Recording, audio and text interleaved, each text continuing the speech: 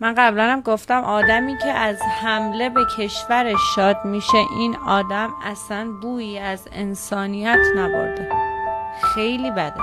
جنگه، عملا جنگه و جنگ شوخی بردار نیست و همه حق زندگی دارن. این که داره این اتفاق الان میفته واقعا خود من نمیدونم باید چیکار. و از اینکه هیچ کاری از دستت بر نمیاد خیلی بدتره. یعنی تو هیچ کاری نمیتونی بکنی، جلو چشت عزیزات دارن از بین میرن. بالاخره اونا هم آدمایی هستن که هموطن تو هن، آدمایی هستن که من خودم ایرانو خیلی دوست دارم. یعنی خیلی راحت میتونستم بارها برم از ایران، ولی ایرانو دوست دارم. الان که دارم میبینم اینطوری دارم پرپر میشن، واقعا حال آدم بده.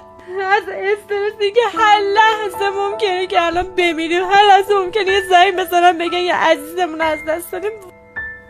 تا کی ادامه داره این اوضاع؟